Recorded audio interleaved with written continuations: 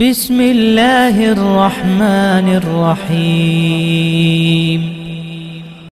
نکاح الشغار، شغار کا نکاح ناجائز قرار دے دیا۔ شغار کیا ہے؟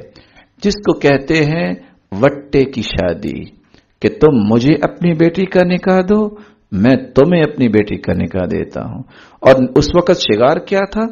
ان يزوج الرجل ابنته على ان يزوجه الاخر ابنته وليس بينهما صداق۔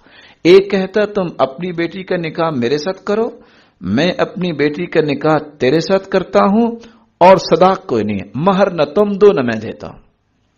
شریعت نے اس کو ناجائز قرار دیا۔ ناجائز کیوں قرار دیا؟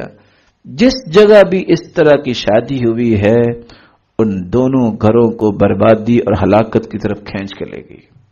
محبت ضرور ہوتی ہے، بھائیوں بھائیوں میں بھی ہوتی ہے، بہنوں بہنوں میں بھی ہوتی ہے کہ میں اپنی بھانجی اپنے گھر لے آؤں، لیکن شریعت نے جس بات کو منع کر دیا ہے اس میں کوئی حکمت ہے۔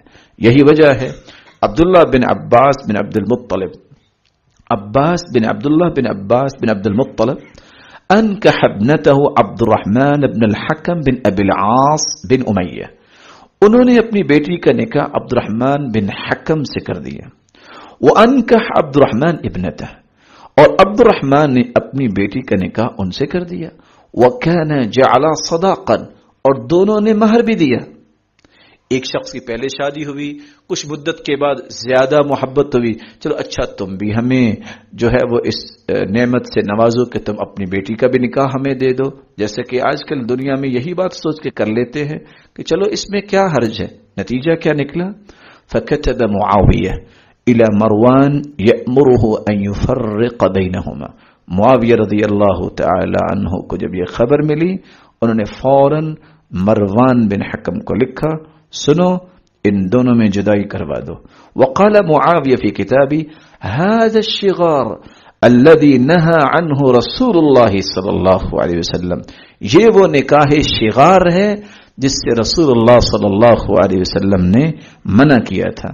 یہاں معاویہ رضی اللہ تعالی عنہ نے نکاح کو فسخ کرنے کا حکم دیا کہ نکاح توڑا دیا جائے، اور کہا یہ شغار ہے، حالانکہ اس میں مہر بھی دیا تھا۔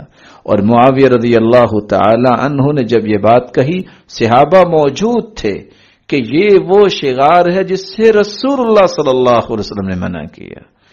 اگر یہ جائز ہوتا تو صحابہ فوراً کہتے کہ یہ شغار نہیں ہے، یہ جائز ہے۔